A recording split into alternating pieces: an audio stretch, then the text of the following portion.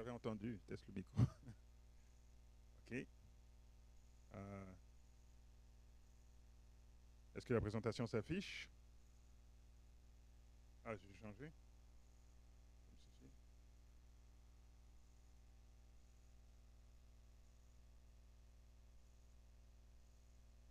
OK, d'accord. OK, merci. Donc, alors, je vais t'abaisser la tête pour une courte prière, puis on va faire une méditation sur Jonas. Prions. Éternel Père notre Dieu, nous te remercions de nous réunir ici ce sabbat pour t'adorer, pour nous souvenir que tu es le Créateur, pour nous souvenir que tu es le Rédempteur, pour nous souvenir que tu as des plans pour nous. Et alors que nous envoyons ta sainte parole maintenant, veuille nous accompagner, nous aider à entendre ce que tu as à nous dire ce matin par ces écrits que tu nous as laissés. Nous t'avons prié au nom de ton Fils Jésus. Amen. Donc, vous voulez que je bouge par là? OK. Même si je cache l'écran, c'est... Oui, je vais bouger.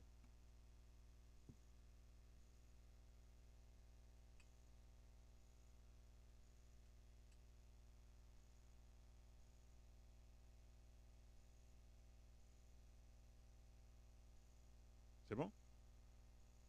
C'est bon, OK. OK, donc Jonas, un personnage biblique intéressant. Apparemment, l'histoire de Jonas, c'est une histoire invraisemblable. C'est une histoire qu'on raconte beaucoup aux enfants, parce que bon, il y a le gros poisson, il y a le bateau, il y a Jonas qui saute dans l'eau, Jonas qui est recraché sur la plage. On peut faire des activités pour les enfants. Donc moi, avec mes enfants, c'était une des premières histoires qu'ils ont entendues et qu'ils ont beaucoup aimé. Il y a l'eau, après, bon, on peut parler de la pêche, les filets, etc. Mais l'histoire de Jonas, c'est quoi? C'est un prophète qui est appelé par Dieu pour aller prêcher quelque part. Il refuse, il se retrouve dans le ventre d'un poisson et il reste là 3 jours et 3 nuits. Et finalement, il prie Dieu, le poisson le recrache et il va accomplir sa mission. Donc ça a l'air d'être une histoire invraisemblable. Comment est-ce qu'on peut rester 3 jours dans le ventre d'un poisson et ne pas mourir? N'est-ce pas? Mais pour nous, chrétiens, il y a beaucoup d'histoires dans la Bible qui sortent de l'ordinaire, hein. Et une des références que l'on a pour savoir que c'est une histoire vraie, c'est le fait que c'est dans les textes sacrés. Et c'est quelque chose qui a été mentionné par Jésus lui-même dans le Nouveau Testament. Dans Matthieu chapitre 12, verset 39, c'est écrit, il leur répondit, une génération méchante et adultère demande un miracle. Et il ne lui sera donné d'autre miracle que celui du prophète Jonas. Car de même que Jonas fut 3 jours et 3 nuits dans le ventre d'un grand poisson, de même, le Fils de l'homme sera 3 jours et 3 nuits dans le sein de la terre. Donc Jésus a donné ce signe de Jonas comme étant une histoire vraisemblable. On trouve ça aussi dans Luc chapitre 11. Luc chapitre 11, verset 30, c'est écrit, car de même que Jonas fut un signe pour les Ninivites, de même le Fils de l'homme en sera un pour cette génération. Donc Jonas restait 3 jours et 3 nuits dans le ventre d'un poisson, et Jésus lui calculait 3 jours et 3 nuits, il dit dans le sein de la terre. Dans le sein de la terre. Donc quand il dit dans le sein de la terre, plusieurs traductions parlent vraiment de à partir du moment où il a commencé à souffrir pour l'humanité. Donc si on calcule, le moment où Jésus a commencé à souffrir pour l'humanité, c'était quand il était dans le jardin de Gethsemane, jeudi soir.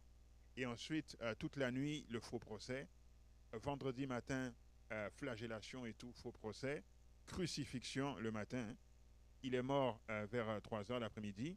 Donc, sabbat dans la tombe. Dimanche matin, il ressuscite. Donc, ça fait 3 jours. Donc, c'était un signe similaire et il est sorti de cette situation impossible, tout comme Jonas est sorti du ventre du poisson. Donc, allons maintenant dans l'histoire et tirons quelques leçons d'ordre spirituel. Premièrement, dans le livre de Jonas, qui porte son nom, chapitre 1, verset 1, c'est écrit, la parole de l'Éternel fut adressée à Jonas, fils d'Amithaï, en ces mots. Lève-toi, va à Ninive, la grande ville, et crie contre elle, car sa méchanceté est montée jusqu'à moi. Sa méchanceté est montée jusqu'à moi. Et Jonas se leva pour s'enfuir à Tarsis, loin de la face de l'Éternel. Il descendit à Jaffo et il trouva un navire qui allait à Tarsis. Il paya le prix du transport et s'embarqua pour aller avec les passagers à Tarsis, loin de la face de l'Éternel. Donc il entend ce message qui vient de Dieu et on va se poser différentes questions, essayer de voir si ce que Jonas essayait de faire avait beaucoup de sens ou pas.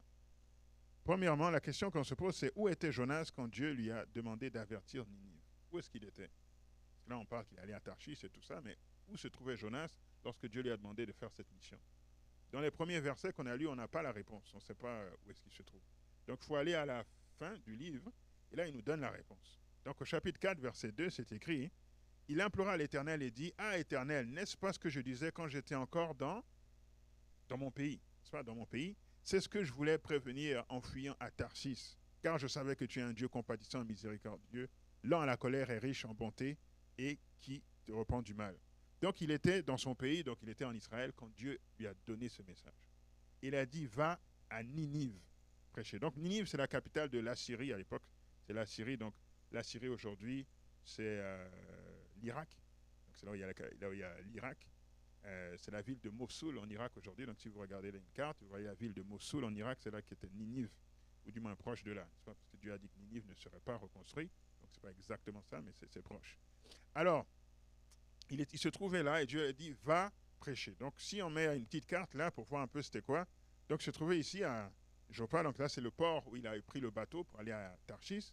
Dieu lui disait, va à Ninive, donc va à l'ouest, environ, ici à 550 000, donc va environ à environ 900 km prêcher. Donc c'est pas proche quand même, hein? C'est pas proche, c'est tout un voyage pour arriver.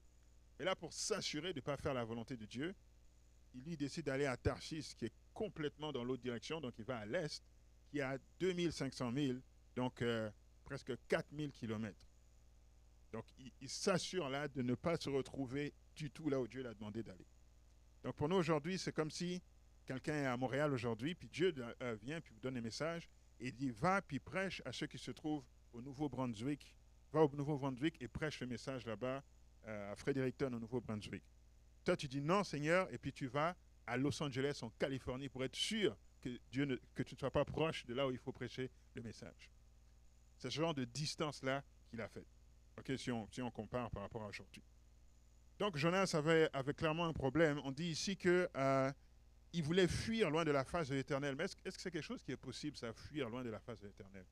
Clairement pas. En plus, c'est un prophète de Dieu, donc il devait savoir ça. Là. Tu ne peux pas fuir loin de la face de l'Éternel.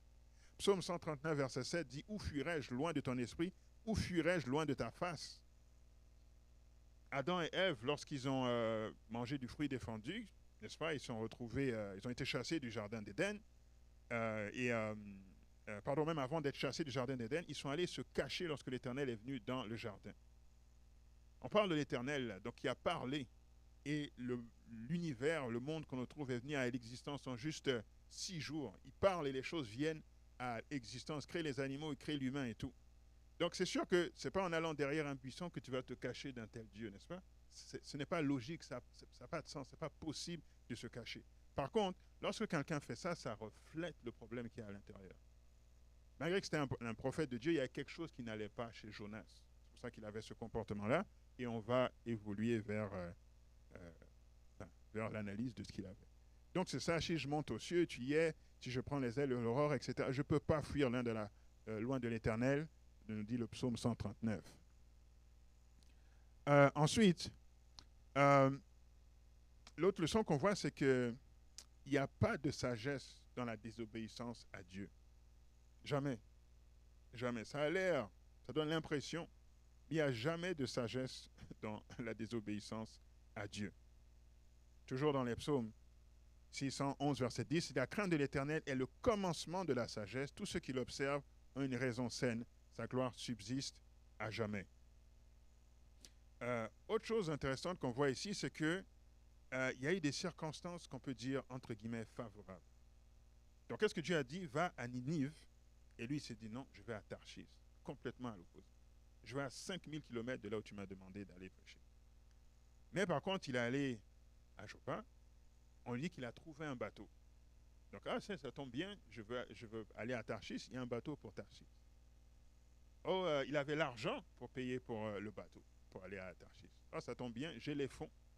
Il y avait une température favorable parce que, surtout à l'époque, tu ne prends pas le bateau comme ça, n'est-ce pas? Si les temps ne sont pas bons, tu ne peux pas embarquer sur la mer. Donc, il y avait le bateau, il y avait l'argent, il y avait le temps favorable. Mais est-ce que c'était pour autant la volonté de Dieu qu'il aille à Tarsis? Non. Donc parfois, on veut faire quelque chose et on voit des circonstances favorables et on en conclut que, bon, peut-être, c'est ça. Mais les circonstances favorables, ce n'est pas suffisant. Il faut d'abord se rappeler qu'est-ce que Dieu a dit. Et si ce que Dieu a dit va à l'encontre de toutes ces portes qui s'ouvrent, entre guillemets, eh bien, nous ne sommes pas dans la bonne direction. Donc Jonas n'était pas du tout dans le plan de Dieu, il fuyait loin de l'Éternel. C'est ça, il fuyait loin de l'Éternel. Ici, dans Ecclésiaste 8, verset 11, voici un principe qui m'a marqué, probablement que vous l'avez vu aussi dans la Bible, qui reflète ce que je viens de dire. C'est dit, parce qu'une sentence contre les mauvaises actions ne s'exécute pas promptement, le cœur des fils de l'homme se remplit en eux du désir de faire le mal. Donc, Dieu n'est pas comme les humains. C'est quand il y a quelque chose qui se passe, on essaie de voir c'est qui le coupable, attraper, puis exécuter tout de suite. Ou bien mettre la personne en prison, puis exécuter tout de suite. Mais la façon dont Dieu fonctionne, c'est pas ça. Dieu influence les cœurs pour que nous puissions prendre les bonnes décisions. Et il prend note des mauvaises actions et il essaie de nous influencer au fur et à mesure. Ça peut prendre des mois, des années pour nous convaincre à aller dans une bonne direction. Mais si on persiste, à un moment donné, le jugement va venir. Ça, c'est Dieu qui estime c'est quand ce bon moment. Mais parce que ça n'arrive pas tout de suite, souvent on s'enfonce dans le mal en disant, ben, je vole, bref, je fais tout ce que j'ai à faire, puis il n'y a pas de conséquences. Pour le moment, comme on peut croire. Donc c'est ça. Donc comme Jonas, nous recevons tous un appel pour être au service de Dieu et souvent nous refusons pour des motifs différents. Ainsi, nous rencontrons souvent des circonstances favorables sur notre chemin de la désobéissance et on s'auto-séduit à croire que Dieu nous bénit, mais ces circonstances ne sont pas une preuve suffisante que Dieu approuve ce que nous faisons. Ok, la tempête maintenant. On se retrouve sur le bateau et il y a une tempête, une grosse tempête. Jonas 1, verset 4. Mais l'Éternel fit souffler sur la mer un vent impétueux et il s'éleva sur la mer une grande tempête. Le navire menaçait de faire naufrage. Donc c'est Dieu qui emmène la tempête. Dieu qui emmène la tempête. Ok. C'est quoi le but de la tempête? Pourquoi Dieu emmène cette tempête, à votre avis? C'est quoi son objectif?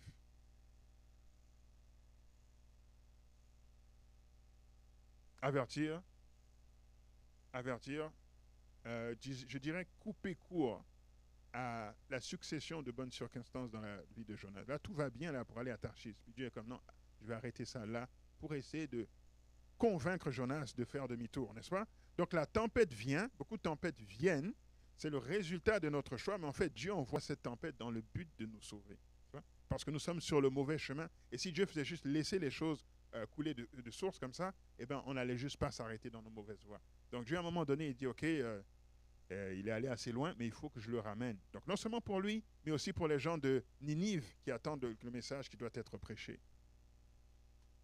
Donc le chemin du péché, parfois, est peut-être paisible et agréable au début, mais il ne reste jamais ainsi indéfiniment. À un moment donné, on frappe un cul-de-sac là, et c'est Dieu qui essaie d'avoir notre attention, ce qu'il a fait avec Jonas. Dans cette histoire, on voit aussi l'élément suivant, c'est que Dieu se montre ou s'établit comme étant le Dieu créateur. Le Dieu créateur, pourquoi? Parce que Dieu maîtrise tout. C'est lui qui fait souffler un vent impétueux, c'est lui qui apaise la fureur de la mer par la suite, c'est Dieu qui fait venir un grand poisson pour engloutir Jonas, c'est Dieu qui parle au poisson pour qu'il vomisse Jonas, c'est Dieu qui fait croître le ricin pour protéger Jonas, c'est Dieu qui fait venir un ver pour piquer le ricin. Donc c'est Dieu qui contrôle tout, c'est le Dieu créateur. Du début à la fin, on voit Dieu intervenir à multiples reprises. Ok. Et c'est lui qui fait souffler le vent chaud d'Orient sur la tête de Jonas également. Donc, celui qui fait souffler le vent impétueux. Et là, on dit maintenant, verset 5, les mariniers eurent peur. Ils implorèrent chacun leur Dieu et ils jetèrent dans la mer les objets qui étaient sur le navire afin de le rendre plus léger. Jonas descendit au fond du navire, se coucha et s'endormit profondément.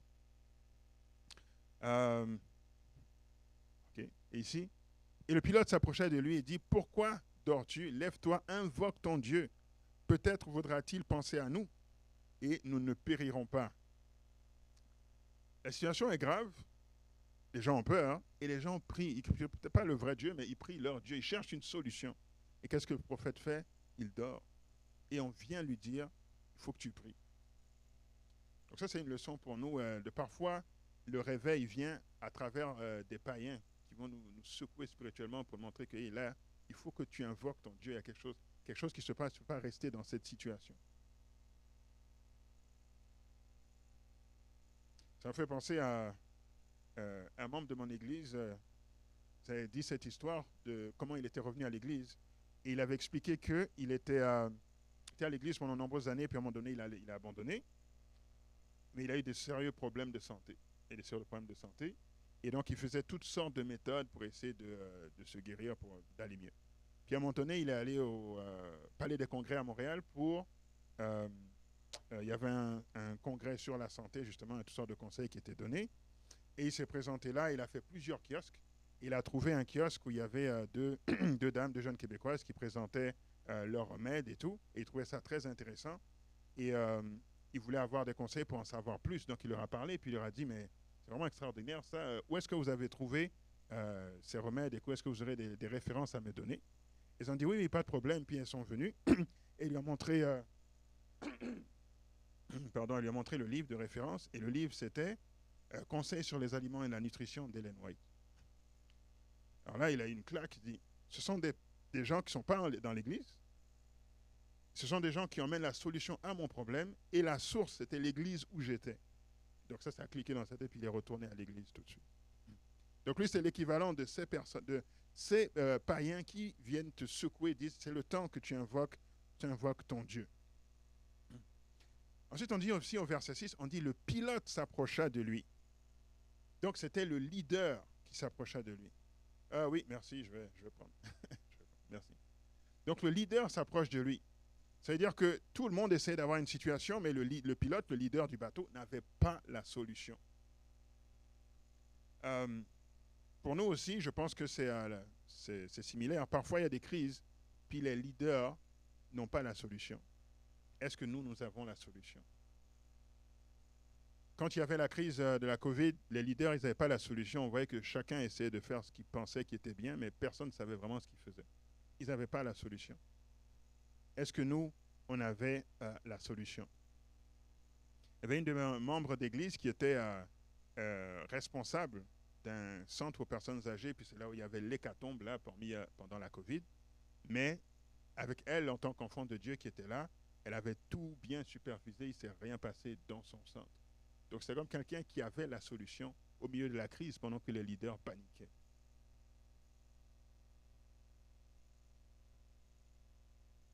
OK. Donc, des solutions comme Joseph, Daniel, exemple la COVID que je vous donnais, des solutions pendant la crise.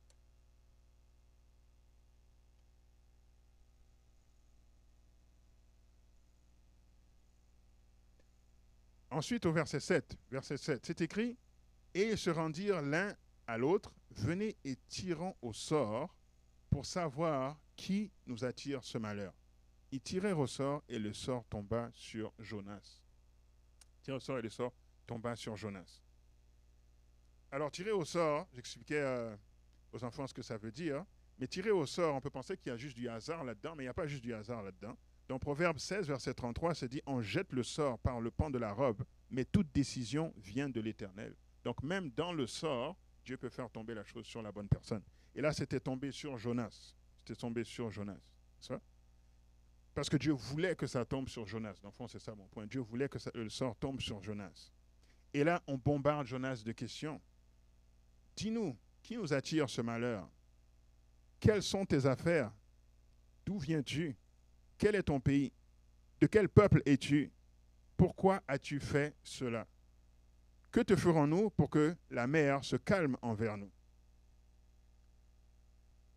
Toutes ces questions ont pour but de ramener Jonas à Dieu. Donc, dans le fond, ces personnes parlent, le bombarde de questions, mais si lui, il entend et si lui, il est sincère, c'est Dieu qui lui parle à travers ces personnes pour dire, qu'est-ce que tu fais, Jonas?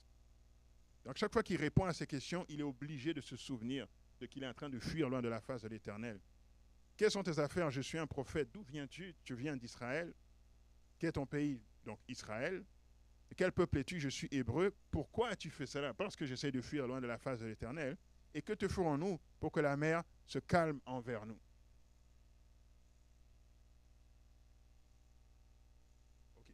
Euh, verset 12. Il répondit, prenez-moi et jetez-moi dans la mer, et la mer se calmera envers vous, car je sais que c'est moi qui attire sur vous cette grande tempête. Ok, question, est-ce que ça, c'est une solution logique vraiment pour la situation? Donc, il y a une tempête, qu'est-ce qu'on fait? Il dit, jetez-moi dans la mer. Quand je lisais cette histoire la première fois, je vois pas en quoi ça, c'est une solution. C'est pas une solution vraiment. Donc, tout le monde priait son Dieu. Donc, pourquoi il n'a pas dit, OK, je fuis là dans la face de l'Éternel, prions Dieu pour qu'il arrête la tempête? Non, il a dit, jetez-moi dans l'eau. Puis, au milieu d'une tempête, si on vous jette dans l'eau, quelles sont vos chances de survivre? Honnêtement, même si vous savez bien nager, quelles sont vos chances de survivre? Zéro, c'est la mort. Donc, dans le fond, ce que Jonas il dit là, c'est je sais très bien que la tempête est envoyée par Dieu, parce que je refuse d'aller prêcher aux Ninivites. Je sais que, donc il essaie de me pousser à faire demi-tour, mais je ne vais pas prier pour que Dieu arrête la tempête. Je préfère mourir que d'aller prêcher à ces gens à Ninive. C'est ça que Jonas est en train de dire. Ça dit, jetez-moi, parce que moi, de toute façon, je ne vais pas me soumettre. Je préfère ça. Donc c'est pour ça qu'il a dit ça, et là on l'a pris et on l'a lancé dans la mer, et tout s'est apaisé. Mais parfois, quand nous faisons nos pires bêtises, nos pires extrêmes de manifestation du moi, là, même là, on illustre le plan du salut. Parce que dans le fond, Jonas, en montrant ça, il illustrait le plan du salut. Tout ce qui était dans le bateau était sauvé parce que Jonas a été jeté par-dessus bord. Et vous savez que le bateau, Jésus prend souvent ces images pour faire référence à l'Église. L'Église et les gens qui sont là, tous, nous sommes tous sauvés parce que Jésus, lui, a dû mourir pour que nous soyons sauvés. Donc le plan du salut est illustré par ce qui est arrivé à Jonas ici. Donc, ce n'était pas une solution logique, ça reflétait juste ce qu'il y avait dans son cœur. Donc, c'est ça, ils ont pris Jonas, l'ont jeté par-dessus bord, et ils furent saisis de la crainte de l'Éternel parce que la fureur de la mer s'est apaisée, et ils offrirent un sacrifice à l'Éternel. Donc, maintenant, Dieu a gagné les gens qui étaient dans le bateau. Il est en train de gagner tranquillement Jonas et de se donner une opportunité pour prêcher à Ninive. Donc, même une rébellion peut nous utiliser pour convertir des personnes. J'ai entendu le témoignage d'un pasteur, Ivor Myers, si vous avez bien entendu son témoignage, mais je trouvais intéressant qu'il dise que lorsqu'il est venu dans l'église, ça a commencé dans une soirée, un vendredi soir avec des amis en train de fumer, et c'était dans un groupe de rap en train de fumer puis de parler des prochaines chansons qu'ils allaient sortir. Ça marchait bien, ils avaient des contrats et tout ça, c'était pas juste des gens qui étaient des wannabe rappers, ils étaient des rappeurs professionnels, n'est-ce pas? Donc, pendant qu'ils étaient là, ils ont parlé du jour du Seigneur, de Lord's Day. Mais l'un d'eux qui était en train de fumer était un adventiste qui avait quitté l'église depuis longtemps, puis il a dit, the Lord's Day, c'est pas dimanche, c'est le samedi. Et là, ils lui ont dit, t'es fou, tout le monde sait que c'est le dimanche, pourquoi tu dis que c'est le samedi? Et là, il a répété Exode chapitre 20, versets 8 à 11, souviens-toi du jour de repos pour le sanctifier. Il a récité par cœur, parce qu'il se souvenait de ça au moins. Et là, il y a comme une illumination qui s'est passée dans la tête de ce jeune homme qui allait devenir pasteur par la suite, et qui est allé fouiller, et ça l'a emmené tranquillement jusqu'à découvrir la vérité, et il a quitté le monde du hip-hop et du divertissement pour devenir pasteur. Pourquoi? Parce qu'ils étaient dans des moments comme ça, un moment de rébellion, et dans cette noirceur-là, Dieu a trouvé un moyen de se faire connaître. Donc, il fut dans le ventre du poisson 3 jours et 3 nuits. Et le poisson vomit Jonas sur la terre, n'est-ce pas? Ça montre que parfois, il faut des situations impossibles pour que l'on puisse crier à Dieu. Je vais... OK, voyons ici la mission tranquillement. Donc, il va à Ninive. Lève-toi, va à Ninive, la grande ville, et proclame-y la publication. Donc, Jonas, il va à Ninive. Et il prêche dans cette très grande ville. Il fallait 3 jours de marche pour faire le tour de la ville. Les gens de Ninive crurent en Dieu. Ils publièrent un jeûne et se revêtirent de sacs, depuis le plus grand jusqu'au plus petit. Donc, la mission a été fructueuse. Les gens ont accepté le message et maintenant, ils se repentent. Donc, Dieu ne va pas détruire la ville comme ce qu'il avait dit qu'il ferait. Mais Jonas n'est pas content. Jonas n'est pas content. Alors, Dieu se repentit, n'est-ce pas, du mal qu'il allait faire. Et vous pouvez faire un parallèle avec ça, je saute rapidement là, mais vous allez voir que dans le Nouveau Testament aussi, il y a une histoire similaire. Et celui qui va, c'est Pierre, qui est le fils de Jonas. En tout cas, ça c'est juste pour un parallèle, si vous voulez regarder vous-même. Donc, Jonas n'est pas content. Hein. Tout le monde obéit à Dieu dans l'histoire, sauf Jonas. Les marins obéissent à Dieu, le poisson obéit à Dieu, les Ninivites obéissent à Dieu, mais pas Jonas, n'est-ce pas? C'est le seul qui désobéit à Dieu dans l'histoire, et pourtant c'est lui le prophète de l'Éternel. Même le ver qui est envoyé pour piquer le ricin obéit à Dieu, mais pas Jonas. Et alors, pour ceux qui sont des étudiants de la Bible et qui étudient le livre de l'Apocalypse, vous allez remarquer qu'il y a aussi un parallèle entre Jonas et ce que les chrétiens sont appelés à faire avant que Jésus revienne. Donc, par exemple, on dit qu'il doit faire le tour de cette grande ville et qu'il doit prêcher là parce que Dieu a dit sa méchanceté est montée jusqu'à moi. Donc, ça veut dire que ça atteint un extrême. Dans le livre de l'Apocalypse, on dit aussi qu'on doit faire le même travail que Jonas, mais cette fois, c'est Babylone la Grande que nous devons toucher. Et là, Dieu dit, car ces péchés se sont accumulés jusqu'au ciel. Donc, c'est une autre façon de dire que c'est monté jusqu'à moi. C'est monté jusqu'à moi et vous devez faire votre travail. Jonas, ça signifie colombe, n'est-ce pas? Et le colombe dans la Bible, c'est le Saint-Esprit. Donc, c'est nous qui sommes envoyés par la puissance du Saint-Esprit pour parler aux gens, pour qu'ils prennent une décision avant que Jésus revienne, n'est-ce pas? C'est le fils d'Atmaï qui signifie véridique ou vérité, donc l'esprit de vérité qui va proclamer ce message. Aussi, dans cette grande ville, on dit qu'il faut 3 jours de marche. La grande ville où nous devons prêcher est divisée en 3 parties, qui est appelée Babylone. Mais Ninive, si vous regardez dans la Bible, c'est aussi en 3 parties. Dans le livre de Genèse, chapitre 10, verset 12, on dit de ce pays-là sortit Assur, il bâtit Ninive, Rehob, Ir, Kalash. Verset 12, et Rézène, entre Ninive et Kalash, c'est la grande ville.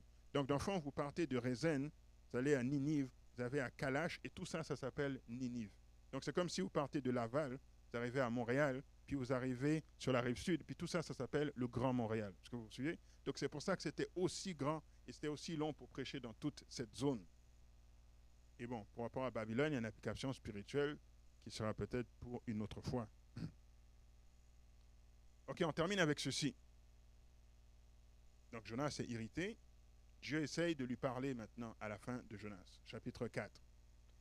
Et Dieu lui dit, verset 3, il dit, « Mais l'Éternel, prends-moi donc ma vie, car la mort m'est préférable à la vie. » N'est-ce pas? Il a dit, « Je préfère mourir. » L'Éternel répondit, « Fais-tu bien de t'irriter? Est-ce que c'est bien que tu sois fâché parce que je n'ai pas détruit les Ninivites, parce qu'ils se sont repentis? » Si vous lisez au verset 5, c'est écrit, « Et Jonas sortit de la ville et s'assit à l'orient de la ville. » Donc je m'arrête là. Est-ce que Jonas a répondu à Dieu? Dieu lui a dit, verset 4, « Fais-tu bien de t'irriter? » Verset 5, Jonas sortit de la ville. Est-ce que c'est une réponse? Est-ce qu'il a répondu à Dieu? Donc Dieu lui parle, puis il ne répond pas. Il continue d'agir, mais il ne répond pas à ce que Dieu dit. Donc il sort de la ville, va à l'Orient, et là, il fit une cabane et s'y tint à l'ombre jusqu'à ce qu'il vit ce qui arriverait dans la ville. Ensuite, au verset 6, là, Dieu maintenant fait venir le ricin pour lui donner de l'ombre, et là, c'est écrit au verset 6, pour lui ôter son irritation, parce qu'avec Jonas était très fâché, donc il a fait ça pour lui ôter son irritation. Et ensuite, c'est écrit, Jonas éprouva une grande joie à cause de ce ricin. Mais le lendemain, Dieu fait mourir le ricin, n'est-ce pas? Et au verset 9, il lui dit encore, fais-tu bien de t'irriter à cause du ricin? Donc il revient, est-ce que tu fais bien de t'irriter? Cette fois, Jonas répond, je fais bien de m'irriter jusqu'à la mort. Donc tout ce temps-là, Dieu essaie d'avoir un dialogue avec Jonas, mais il n'écoute pas. Et finalement, il se dit, si je peux calmer son irritation, il va m'écouter. Et là, il calme son irritation. Finalement, Jonas répond, je fais bien, Seigneur, de m'irriter jusqu'à la mort. Bon, clairement, il ne fait pas bien, mais au moins, le dialogue commence. Le dialogue commence. Et le temps dit, tu as pitié du ricin qui ne t'a coûté aucune peine et qui ne t'a pas fait croître, qui est né dans une nuit et qui a péri dans une nuit. Et moi, je n'aurais pas pitié de Ninive la grande, dans laquelle se trouvent plus de 120 000 hommes qui ne savent pas distinguer leur droite de leur gauche et des animaux en grand nombre. Le livre de Jonas s'arrête comme ça. On ne sait pas c'est quoi la réponse de Jonas. Mais Dieu a eu un succès parce que le dialogue est finalement entamé. Alors que depuis le début, il n'y a pas de dialogue.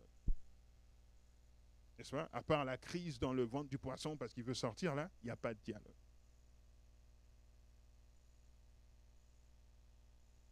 Le, la dernière leçon donc, que je vais avoir pour vous, c'est que je pense que tout le monde est chrétien ici ou sur le point d'être ou presque. Nous ne sommes pas meilleurs, n'est-ce pas, que tous ces personnages qu'il y a dans la Bible. Donc posons-nous la question, est-ce que nous souffrons du syndrome de Jonas? Alors je me suis posé la question pour moi, et je l'ai vu chez certains amis qui ne se rendent pas compte, mais ils souffrent du syndrome de Jonas. Ça, c'est moi qui appelle ça le syndrome de Jonas. Qu'est-ce que je veux dire par ça, le syndrome de Jonas? Je veux dire par là, c'est que nous avons des déceptions, nous avons des traumatismes, nous avons des douleurs du passé qui sont dans nos vies là. Et ce n'est pas parce que Dieu nous a appelés pour faire une mission que nous sommes même prophètes que tout d'un coup ces choses disparaissent par hasard. Jonas, c'était un Hébreu, donc il avait vu ce que les Assyriens avaient fait à son peuple et il était dégoûté par rapport à ces personnes. Donc je préfère qu'ils meurent plutôt que moi j'aille leur prêcher, leur donner une chance de repentance. Pourquoi, Seigneur? C'est le temps du jugement là, juste détruis-les. Mais aujourd'hui, c'est la même chose. Si vous regardez dans le monde, c'est la même chose. Donc je pourrais prendre l'exemple de ce qui se passe au Moyen-Orient en ce moment. Eh bien, je ne pense pas qu'il y a beaucoup de Juifs qui sont intéressés à la conversion de Palestiniens. Je ne pense pas qu'il y a beaucoup de Palestiniens qui sont intéressés à ce que des Juifs soient sauvés, n'est-ce pas? Parce qu'ils sont blessés, parce que le peuple a fait à l'un à l'autre, n'est-ce pas? Donc plutôt mourir que ces gens-là, n'est-ce pas, soient sauvés. Nous avons parfois une haine, ou je pense que ce n'est pas une haine, mais nous avons des problèmes. Puis il y en a qui ont une haine, je parle d'amis que je connais, n'est-ce pas? Pendant la Covid, il y a des familles qui sont toutes déchirées là parce que de te faire vacciner ou pas vacciner, n'est-ce pas? Le Black Lives Matter, ça c'est ce que j'ai vu dans beaucoup d'amis ici à Montréal. Pendant qu'il y avait toutes sortes de choses qui se passaient aux États-Unis et tous les gens parlaient d'une manière que l'ennemi ne peut pas recevoir notre message parce que c'est l'ennemi, tu comprends? Mais pourtant tu es chrétien, Dieu veut que tu parles à tout le monde. Puis d'ailleurs, derrière ce mouvement-là se cachent d'autres choses, donc je ne m'associe pas, n'est-ce pas? Je fais juste mentionner qu'est-ce qui se passe. Qu'est-ce qui se passe? Vous avez des adventistes qui se déchirent parce qu'il y a des élections qui arrivent. Bon, ce n'est pas les élections dans notre pays, mais il y a beaucoup d'adventistes aux États-Unis. Le mouvement a commencé là, et puis parfois ça peut être un sujet de tension terrible. On ne doit pas laisser ces choses nous empêcher de faire à l'autre le bien que Dieu nous appelle à le faire. Dans le fond, c'est ça la leçon.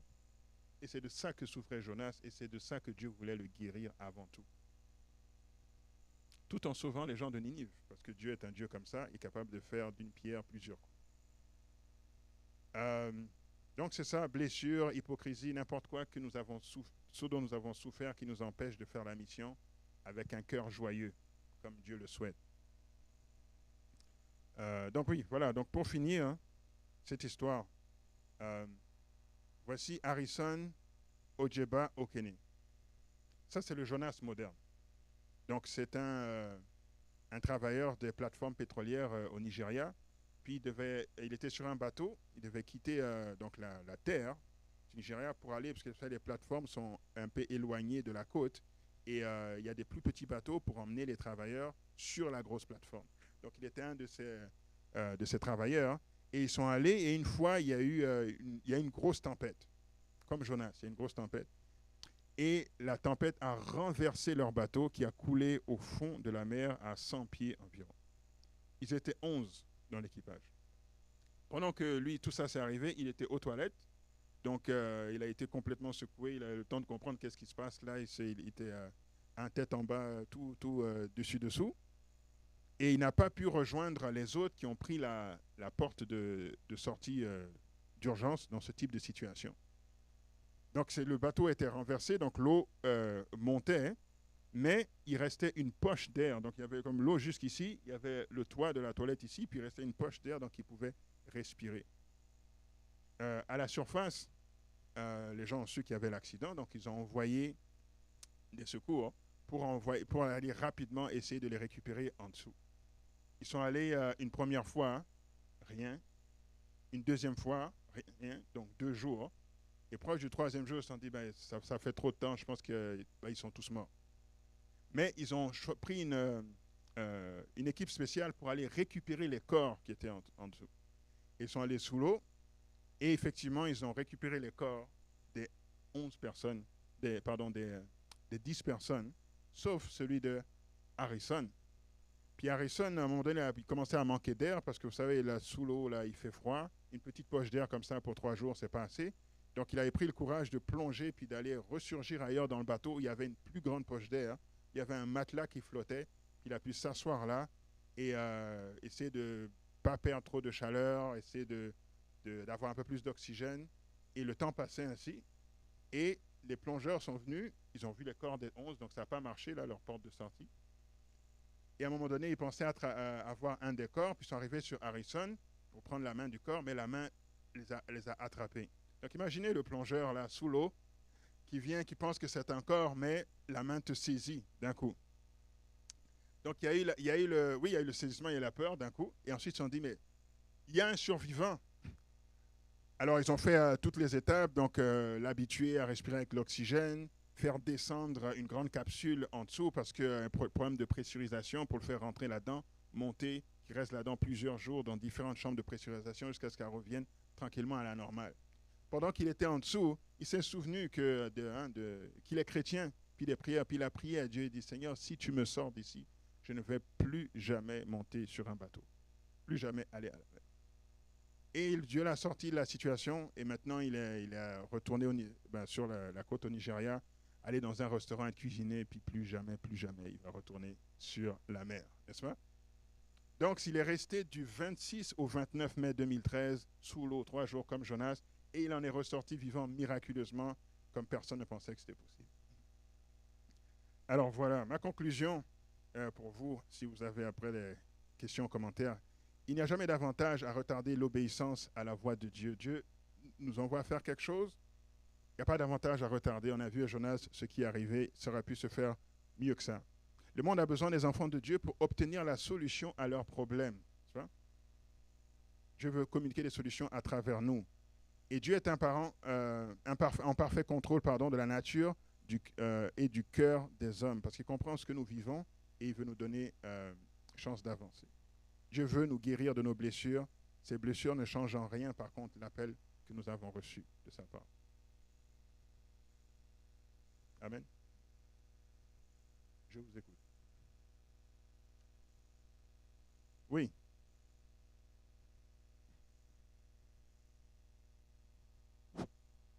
Ma question, c'est, admettons que moi, je suis non-chrétien. Est-ce que moi aussi j'ai un appel? Si oui, c'est quoi? Tu sais, comment le volet appel Oui. s'applique? Oui, alors l'appel est pour tout le monde parce que dès le moment que nous sommes créés, nous avons un appel. Donc ça n'a même rien à voir avec le fait d'être chrétien. C'est sûr, plus on s'approche de Dieu, plus les choses se clarifient. Mais Dieu a créé toutes les personnes qui existent, donc chacune des personnes qui existent a une raison d'être, donc a un appel. Oui. C'était juste une question rapide, juste pour savoir, c'est où se situe Jonas chronologiquement? Est-ce qu'on sait?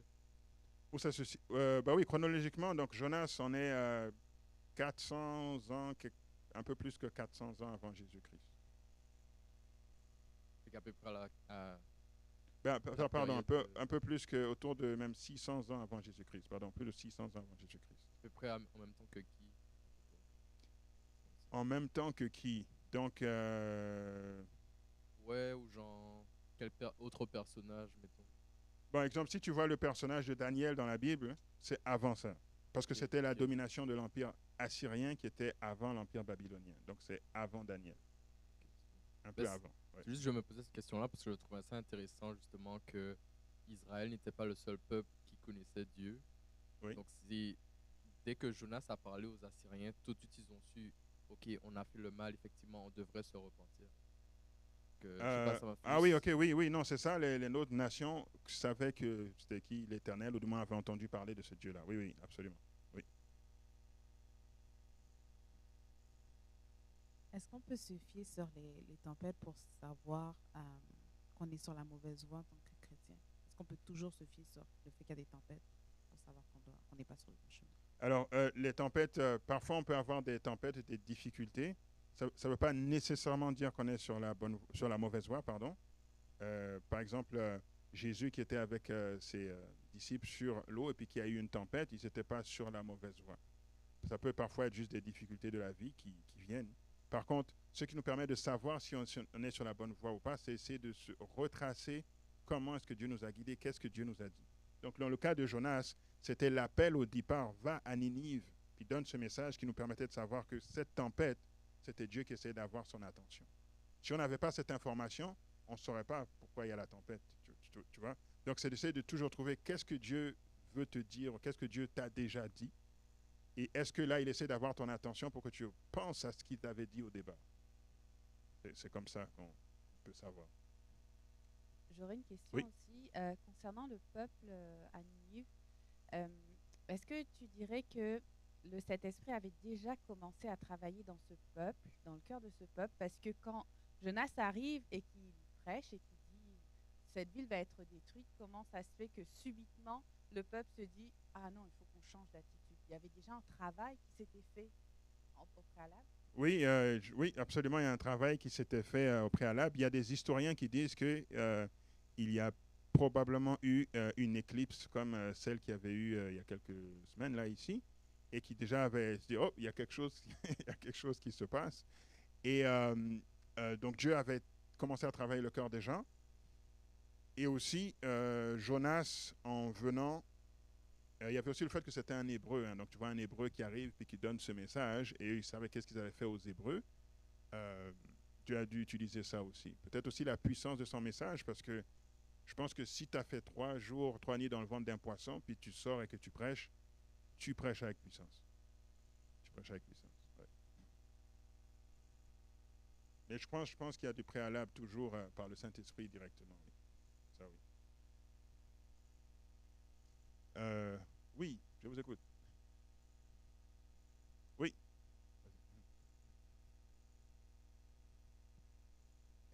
Est-ce qu'on a besoin, tu parlais de prêcher avec puissance, est-ce qu'on a forcément besoin d'être un Jonas ou de vivre ce que Jonas a vécu pour qu'on soit, parce qu'on parle de réforme spirituelle puis de réveil spirituel, est-ce que on n'est pas trop à l'aise dans notre confort quotidien, dans notre mode de vie, puis des fois, est-ce qu'on n'a pas besoin de secousse un peu à la Jonas pour qu'on prêche les grandes villes aujourd'hui? Oui, parfois on a besoin de secousses, parfois pas. Donc ça dépend d'une situation à l'autre. Et je pense que l'histoire de Jonas nous montre aussi que c'est Dieu qui sait exactement comment faire ça dans la vie de chaque personne. Tu vois? Donc ça, c'est vraiment une façon très originale de réveiller quelqu'un. Tout le monde n'a pas nécessairement besoin de passer par quelque chose d'aussi extrême, mais l'idée, c'est que oui, parfois on a besoin d'une secousse. Donc, parfois, ça peut être une déception qu'on peut avoir dans la vie. Parfois, ça peut être aussi de bien se passer un moment de réveil spirituel quand on fait des semaines de prière. Ça sert à ça, des semaines de prière, étudier la Bible, ça aide. Et puis parfois, on a besoin de temps aussi pour avoir une certaine maturité spirituelle. Parfois, il y a des choses qu'on ne comprend pas. Donc, ça prend du temps à les comprendre. Donc, oui, absolument. Oui.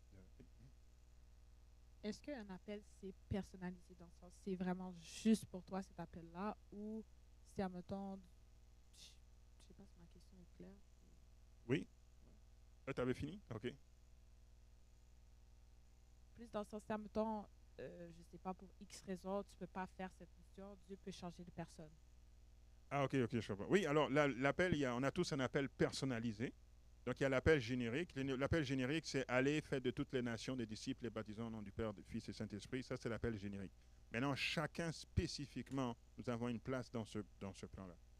Et oui, Dieu a un appel pour chacun d'entre nous. Maintenant, on peut, parce que Dieu nous laisse le libre arbitre, on peut refuser cet appel aussi. Et Dieu peut passer par quelqu'un d'autre. Mais n'oublions pas, même si Dieu passe à travers quelqu'un d'autre, le travail va être fait, mais il ne va jamais être fait comme si c'était la personne désignée qui l'avait fait. Parce que nous sommes tous uniques. Donc, si Jonas avait refusé, comme il avait dit à Dieu, non, je ne vais pas le faire, est-ce que Oui. Dieu aurait respecté ça ou... Oui. Mais, oui. Donc, il aurait... Dans le sens que je veux dire, c'est que Jonas a tout fait sauf dire non. Il a OK. agi comme s'il ne voulait pas, Oui. mais il n'a pas dit non. Donc, il fallait vraiment dire non pour que ça soit clair. Ou... Ah non, OK, tu veux dire à quel moment est-ce que Dieu allait respecter son nom, c'est ça que tu veux dire? Exactement, parce que je veux dire, si au lieu d'aller vers Ninive, il a l'air complètement à l'aise, je veux dire, veut pas, ça veut dire non. selon Oui. moi. Oui, je comprends. Mais tu vois, comme Dieu, il voit plus que juste ton nom. Pourquoi il a dit non? Il a dit non parce qu'il est blessé. Tu comprends? Ces choses-là, parfois, peut-être que Jonas lui-même n'est même pas conscient de pourquoi il agit comme ça. Parce que Dieu est comme un parent, puis il nous connaît mieux que nous-mêmes. Tu sais, en tant que parent, on voit parfois les enfants agir, puis on sait exactement pourquoi il fait ça, mais l'enfant ne sait même pas pourquoi. Donc, Dieu, à un moment donné, il sait quand est-ce que tu agis comme ça parce que, whatever, dans ton cœur, ou tu agis comme ça parce que c'est une décision ferme de ne pas faire la volonté de Dieu. Si à un moment donné, ça serait arrivé là, oui, Dieu aurait respecté parce que Dieu ne force pas les consciences. Il essaye de te convaincre, et si à un moment donné, il voit que tu veux rien savoir, il respecte cela. Puis, pour sauver Ninive, il aurait pu, je sais pas moi, donner un rêve à une fille de 10 ans à Ninive, puis il aurait raconté son rêve, puis ça aurait donné le même résultat. Je sais pas qu'est-ce que Dieu aurait fait, mais il aurait fait autre chose. Tu vois? Donc Dieu arrive toujours à faire ce qu'il veut, mais si nous refusons, ça va juste se faire d'une façon différente. C'est ça. Oui. Moi, ma question, c'est, il y avait quelque chose que tu avais mentionné que, euh, puis là, je vais paraphraser, là, mais c'est en faisant le travail que Dieu guérit Oui. les blessures. Est-ce que tu peux peut-être mettre comment est-ce que ça fonctionne, ça, ou... Euh, euh, oui, comment est-ce que ça fonctionne? Ben justement, c'est parce que quand tu acceptes, parce que Dieu ne veut pas juste que l'on prêche, il veut que nous soyons guéris, parce que même en arrivant au ciel, ça dit que les feuilles de l'arbre de vie serviront à la guérison des nations. Donc nous avons tout un processus de guérison qui va se continuer au ciel. Les amis, nous sommes traumatisés là. Par rapport à ce que Dieu voulait, d'un monde parfait et tout ça, nous sommes traumatisés. Parfois, on ne s'en rend pas compte. Mais il y a la mort, il y a tout ça, il y a les maladies, etc. Dieu veut comme nous guérir de tout cela. Donc, en acceptant sa mission, ben, c'est comme si tu acceptes, dans le fond, les différentes étapes qu'un thérapeute te donne pour être en meilleur état. Alors que celui qui refuse, eh ben, Dieu ne force pas et tu t'enfonces encore plus dans les conséquences du péché. C'est simple comme ça. Donc, voilà, merci pour votre attention. Nous allons prier pour clôturer. Prions donc. Notre Père, notre Dieu, nous te remercions pour premièrement que tu nous as appelés, chacun d'entre nous, tu nous as emmenés à l'existence et tu as un plan précis, clair et précis pour chacun d'entre nous.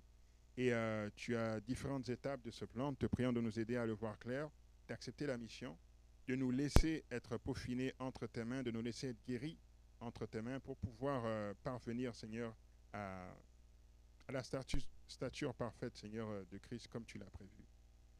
Soit avec le groupe ECS et les autres personnes qui vont être attirées ici pour entendre ta parole et utilise-les pour faire partie de ceux qui donnent le grand cri à Montréal pour que le maximum d'âmes, Seigneur, te choisissent, se repentent et soient sauvés. Nous t'avons prié au nom de ton Fils Jésus.